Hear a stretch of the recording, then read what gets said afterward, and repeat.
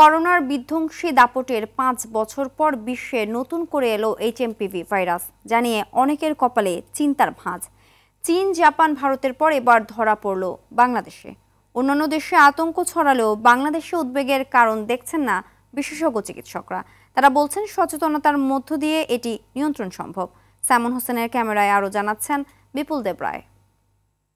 Sunbit সব দিবে সামাল। সানবিট ম্যাজিক প্রেস ডিশওয়াশিং এর মাথা ঘোরানো সলিউশন।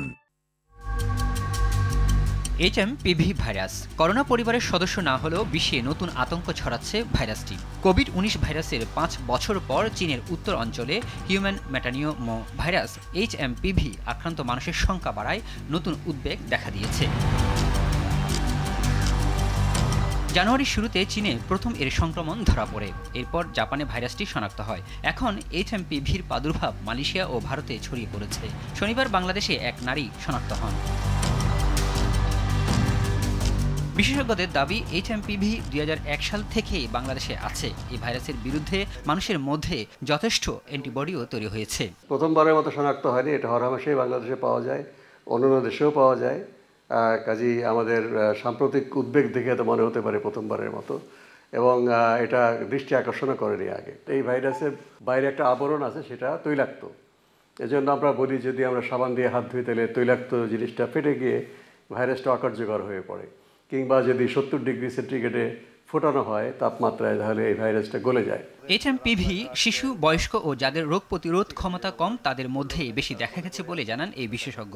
শিশু এবং বয়স্কদের যে তাদের রোগ প্রতিরোধ ক্ষমতাটা কম, তাদের জন্য যে কোনো রোগের ঝুঁকিটাই বেশি, এটাও ঝুঁকিপূর্ণ হতে পারে। গর্ভবতী নারী, তার রোগ প্রতিরোধ ক্ষমতা কমে যায়, তারও ঝুঁকিপূর্ণ। যারা দীর্ঘমেয়াদী রোগে ভুগছেন, ডায়াবেটিস, উচ্চ রক্তচাপ, হৃদরোগের অসুখ, কিডনি ডায়ালাইসিস করছেন বা ক্যান্সারের ওষুধ নিচ্ছেন, এইরকম মানুষের রোগ প্রতিরোধ ক্ষমতা কম থাকে, তারাও যদি এই রোগে আক্রান্ত হন তাদের জটিলতা হতে পারে। কাজেই আমাদের সবসময় স্বাস্থ্যবিধি মেনে চলে রোগ থেকে সুরক্ষিত থাকতে হবে। ভাইরাসটির মূল লক্ষণ শ্বাসতন্ত্রে জটিলতা, যার উপসর্গ হিসেবে জ্বর, সর্দি, কাশি, ঠান্ডা দেখা যায়। রাজধানীর এই সংক্রামক ব্যাধি হাসপাতালটিতে রয়েছে এইচএমপিভি আক্রান্ত রোগীটি। বিশেষজ্ঞ চিকিৎসকরা বলছেন, এই রোগটি করোনার মতো বিধ্বংসী না হলেও এটি নিয়ন্ত্রণে নেই কোনো অ্যান্টিভাইরাল থেরাপি, সে সাথে নেই কোনো ভ্যাকসিনও। তাই এই রোগটি নিয়ন্ত্রণ করার জন্য একমাত্র সচেতনতাই হতে পারে এর থেকে মুক্তি। বিপুল দেব রায়, RTV, ঢাকা।